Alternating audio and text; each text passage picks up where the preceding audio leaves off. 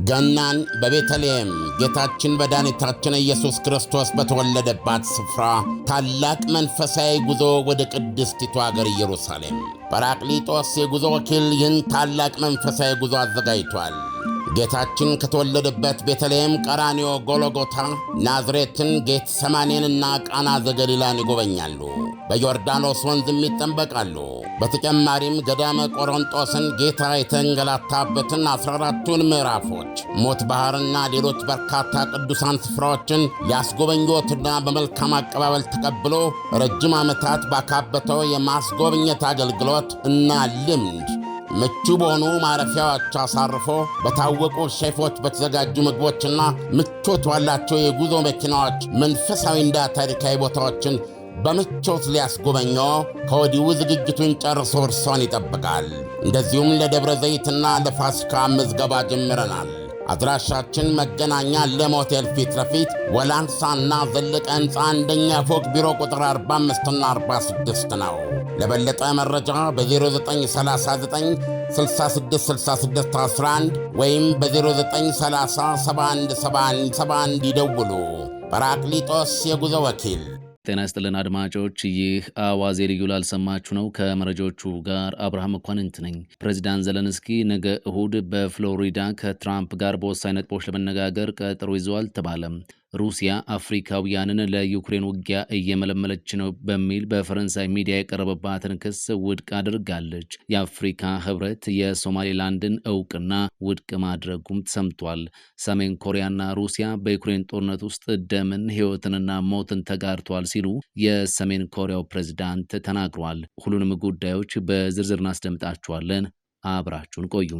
የዩክሬኑ ፕሬዝዳንት ዘለንስኪ ነገ እሁድ በፍሎሪዳ ከትራምፕ ጋር በወሳኝ ነጥቦች ለመነጋገር ቀጠሮ መያዛቸው ተሰምቷል። ሁለቱም ፕሬዝዳንቶች ለመገናኘት ቀጠሮ ይዟል የተባለው 4 ዓመታትን ሊደፍን የተቃረበውን የዩክሬኑን ጦርነት ለመቋጨት የቀረበው የትራምፕ ባለ 20 ነጥብ የሰላም እቅድ 90 በመቶ ዝግጁ መሆኑን በዘለንስኪ በተገለጸበት ወቅት ነው። እናም መሪዎቹ ነገ እሁድ በፍሎሪዳ የሚገናኙት ለ4 ዓመት የዘለቀውን ጦርነት ለማጠናቀቅ በጣም ጥሩ ደረጃ ላይ ደርሷል በተባለው የሰላም እቅድ ዙሪያም ለመምከር ነው ተብሏል። የፕሬዝዳንት ትራምፕና ዘለንስኪ የነገው ንግግር በ3 ዋና ዋና ጉዳዮች ላይ መሰረቱን ያደርጋል የተባለ ሲሆን እነርሱም የግዛት ጉዳይ፣ የደህንነት ዋስትና እንዲሁም የኢኮኖሚ የመልሶ ግንባታ እንደሚሆን ተነግሯል። ዩክሬን የደህንነት ዋስትናን በሚመለከት ልክ እንደ ኔቶ አንቀጽ 5 አይነት ዋስትና እንዲሰጣት አጥብቃ ትፈልጋለች። ዘለንስኪ ለጋዜጠኞች እንደገለጹት ከሆነ ጦርነቱን ለማስቆም የሚያስችልና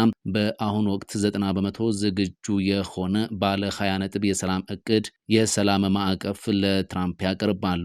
ይህ እቅድ ቀደም ሲል አሜሪካ አቅርበው ከነበረውና ዩክሬን ከባድ ነው ካለችው ባለ 28 ነጥብ ረቂቅ ሰነድ የተሻሻለ ነው። ዩክሬን ከኔቶ ጋር የሚመጣጠን ወይም በአንቀጽ 5 ደረጃ ያለ ጠንካራ የደህንነት ጥበቃ ከአሜሪካ ትፈልጋለች። በምስራቅ ዩክሬን ዶንባስ አካባቢ ሩሲያም ሆነ ዩክሬን ወታደሮቻቸውን የሚያስወጡበትና በዓለም አቀፍ ታዛቢዎች የሚጠበቅ ከወታደር ነፃ የኢኮኖሚ ቀጠና የመመስረት ሐሳብ ላይ ይወያያሉም ተብሏል። ዩክሬን በሰላም ጊዜ 800 ሺህ ወታደሮች እንዲኖሯት ትፈልጋለች። ይህም ሩሲያ ከምትፈልገው ቁጥር እጅግ የላቀ በመሆኑ የውይይቱ አንዱ ፈታኝ ነጥብ ይሆናልም ተብሏል። ዩክሬን ያላትን ከፍተኛ የተፈጥሮ ማዕድን ሀብት ከአሜሪካ ኩባንያዎች ጋር በጋራ ስለማልማትና ይህም ለአሜሪካ የሚሰጠው ጥቅም በውይይቱ እንደሚካተት ተጠብቋል። ይህ ስብሰባ የሚካሄደው ከገና በፊት ዘለንስኪ ከትራምፕ አማካሪዎች ማለትም ስቲቭ ዊትኮቭ እና ጃርድ ኩሽነር ጋር ካደረጉት ውጤታማ ውይይት በኋላ ነው። ዘለንስኪ አዲሱ ዓመት ከመግባቱ በፊት በሰላም ሂደቱ ላይ ትልቅ መሻሻል ለማምጣት እየጣሩም ይገኛሉ። ሩሲያ አፍሪካውያንን ለዩክሬን ውጊያ እየመለመለች ነው በሚል በፈረንሳይ ሚዲያ የቀረበባትን ክስ ውድቅ አድርጋለች። በማዕከላዊ አፍሪካ ሪፐብሊክ የሩሲያ ኤምባሲ ዘገባውን በጽኑ በማስተባበል በቅጥረኞች ዙሪያ የፈረንሳይን ታሪካዊ አባይነት በመጥቀስ ከሷል ሲል ስፑትኒክ ዘግቧል። የኤምባሲው መግለጫ በበርካታ የአፍሪካ ሀገራት ታግዶ በሚገኘው የአርኤኤፍአይ ዘገባ በፈረንሳዊው የደህንነት ባለሙያ የተሰነዘሩትን የተወሰኑ ክሶችን ጠቅሷል። የዲፕሎማሲው ተልዕኮ ክሶቹ በዩክሬን ግጭት ላይ ሚዛናዊ አቋም ከያዙት የአፍሪካ ሀገራት ጋር ያለውን የሩሲያን ወዳጃዊ ግንኙነት ለመጉዳት የታሰቡ መሰረተ ቢስ ፈጠራዎች ብሏቸዋል። ኤምባሲው ክሱን ፓሪስ ላይ በማዞር የሀገሪቱን ታሪካዊ ድርጊቶች እንደሚከተለውም ጠቅሷል። የፈረንሳይ የውጭ ወታደራዊ ኃይል ከሁለተኛው የዓለም ጦርነት በኋላ የቀድሞ የናዚ ወታደሮችን መልምሏል። እንደ ቦብ ዴናርድ ያሉ ዘመናዊ የፈረንሳይ ቅጥረኞች በቀድሞ የፈረንሳይ ቅኝ ግዛቶች በዘመቻዎች ተሳትፏል። በአሁኑ ወቅት የፈረንሳይ ቅጥረኞች ለዩክሬን እየተዋጉ እንደሆኑ የሚጠቁሙ ሪፖርቶች መኖራቸውን በመጥቀስ ይህ በፈረንሳይ ሕግ ወንጀል መሆኑን ኤምባሲው አመልክቷል። ኤምባሲው ይህ ሐሰተኛ ዜና የወጣበት ጊዜ ከካይሮ የሩሲያ አፍሪካ ሚኒስትሮች ኮንፈረንስ ጋር መገጣጠሙ ሆን ተብሎ የተደረገ እንደሆነ ጠቁሟል።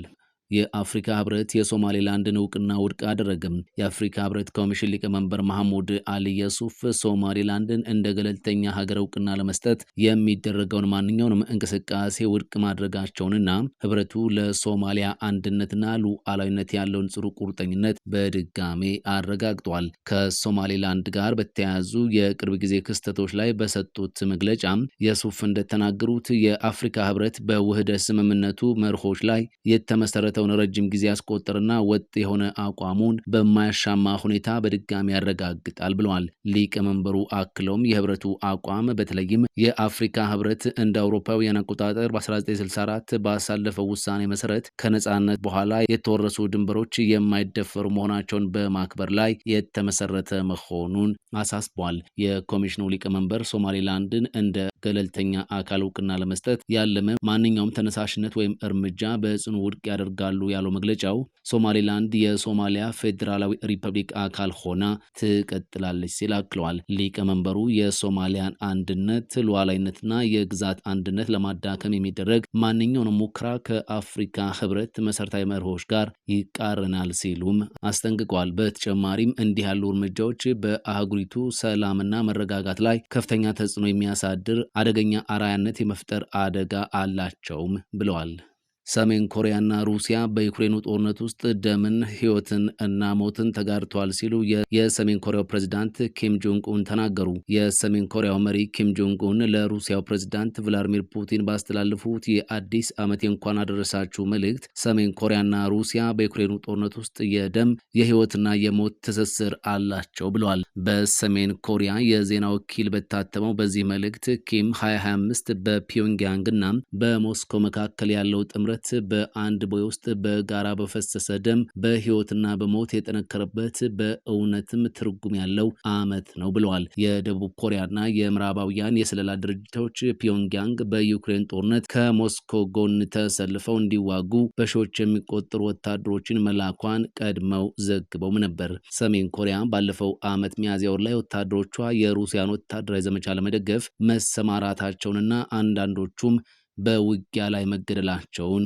አረጋግጣለች። በታህሳስ ወር መጀመሪያ ላይ ፒዮንግያንግ በነሐሴ ወር ውስጥ ከዩክሬን ድንበር አቅራቢያ በሚገኘው የኩርስክ ክልል ፈንጆችን ለማጽዳት ወታደሮችን ልካ እንደነበር አምናለች። ወታደራዊ ክፍሉ ወደ ሀገር ሲመለስ ታህሳስ 4 ቀንም ኪም ባደረጉት ንግግር በ120 ቀናት ቆይታቸው ቢያንስ 9 የሰሜን ኮሪያ ወታደሮች መገደላቸውን በይፋ መናገራቸውም ይታወሳል። ታይላንድና ካምቦዲያ የድንበር ግጭታቸውን ለማቆም የተኩስ አቁም ስምምነት መፈራረማቸው ተሰማ። በደቡብ ምስራቅ ኤስያ ጎረቤታሞቹ የሆኑት ታይላንድና ካምቦዲያ ላለፉት 3 ሳምንታት ሲያካሂዱት የነበረውን አስከፊ የድንበር ግጭት ለማቆም የሚያስችል አስቸኳይ የተኩስ አቁም ስምምነት ዛሬ ቅዳሜ መፈራረማቸው ተሰምቷል። የሁለቱ ሀገራት የመከላከያ ሚኒስትሮች በጋራ በሰጡት መግለጫ መሰረት የተኩስ አቁም ስምምነቱ ዛሬ እኩለ ቀን ጀምሮ በተግባር ላይ ውሏል። ስምምነቱ ማንኛውንም አይነት የጦር መሳሪያ አጠቃቀምን እንዲሁም በሲቪል ዜጎችና መሰረተ ልማቶች ላይ የሚሰነዘሩ ጥቃቶችን ሙሉ በሙሉ የሚያግድ ነው ተብሏል። ሁለቱ ወገኖች አሁን ባሉበት ይዞታ ላይ ጸንተው እንዲቆዩና ምንም አይነት ተጨማሪ ወታደር እንቅስቃሴ እንዳያደርጉም ተስማምተዋል። የታይላንድ የመከላከያ ሚኒስትርና የካምቦዲያው አቻቸው ጀነራል ቴሴ በጋራ የፈረሙት ይህ ስምምነት ለ20 ቀናት የዘለቀውንና በሁለቱም ወገን የ101 ሰዎችን ሕይወት የቀጠፈውን ግጭት ይቋጫል ተብሎ ተስፋም ተጥሎበታል። በዚሁ ግጭት ምክንያት ከግማሽ ሚሊዮን በላይ ዜጎች ከመኖሪያ ቀያቸው መፈናቀላቸው የሚታወስ ሲሆን አሁን ላይ ተፈናቃዮቹ ወደ ቀያቸው እንዲመለሱ ስምምነት ላይ ተደርሷል። ባለፈው ሐምሌ ወር በአሜሪካው ፕሬዝዳንት ዶናልድ ትራምፕ አሸማጋይነት ደርሶ የነበረው የተኩስ አቁም ስምምነት በታህሳስ መጀመሪያ ላይ መፍረሱን ተከትሎ ግጭቱ ዳግም አገርሽቶ እንደነበር ይታወቃል። የዛሬው ስምምነት ከደቡብ ምስራቅ እስያ ሀገራት ማህበር ታዛቢዎች በተገኙበት የተፈረመ ሲሆን በታይላንድ በኩል ተይዘው የነበሩ 18 የካምቦዲያ ወታደሮችም በ72 ሰዓታት ውስጥ እንደሚለቀቁ ተነግሯል። ገናን በቤተልሔም ጌታችን መድኃኒታችን ኢየሱስ ክርስቶስ በተወለደባት ስፍራ ታላቅ መንፈሳዊ ጉዞ ወደ ቅድስቲቱ አገር ኢየሩሳሌም ጰራቅሊጦስ የጉዞ ወኪል ይህን ታላቅ መንፈሳዊ ጉዞ አዘጋጅቷል። ጌታችን ከተወለደበት ቤተልሔም፣ ቀራንዮ፣ ጎልጎታ፣ ናዝሬትን፣ ጌተሰማኔንና ቃና ዘገሊላን ይጎበኛሉ። በዮርዳኖስ ወንዝም ይጠመቃሉ። በተጨማሪም ገዳመ ቆሮንጦስን ጌታ የተንገላታበትን 14ቱን ምዕራፎች፣ ሞት ባሕርና ሌሎች በርካታ ቅዱሳን ስፍራዎችን ሊያስጎበኞትና በመልካም አቀባበል ተቀብሎ ረጅም ዓመታት ባካበተው የማስጎብኘት አገልግሎት እና ልምድ ምቹ በሆኑ ማረፊያዎች አሳርፎ በታወቁ ሼፎች በተዘጋጁ ምግቦችና ምቾት ባላቸው የጉዞ መኪናዎች መንፈሳዊና ታሪካዊ ቦታዎችን በምቾት ሊያስጎበኘው ከወዲሁ ዝግጅቱን ጨርሶ እርሶን ይጠብቃል።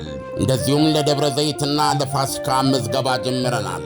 አድራሻችን መገናኛ ለሞቴል ፊት ለፊት ወላንሳና ዘለቀ ሕንፃ አንደኛ ፎቅ ቢሮ ቁጥር 45ና 46 ነው። ለበለጠ መረጃ በ0939 666611 ወይም በ0930717171 ይደውሉ። ጰራቅሊጦስ የጉዞ ወኪል። ፈጣን ያልተሰሙ መረጃዎችንና ትኩስ የኪነ ጥበብ ዜናዎችን ለማግኘት የቁም ነገር ሚዲያ የዩቲዩብ ቻናልን በመቀላቀል ቤተሰብ የሆኑ ቻናላችንን ሰብስክራይብ ያድርጉ። በቲክቶክም አለን። ቁም ነገር ሚዲያ ኦፊሻል ብለው ይከተሉን። እናመሰግናለን። ቁም ነገር ሚዲያ፣ ለቁም ነገር እንሰራለን።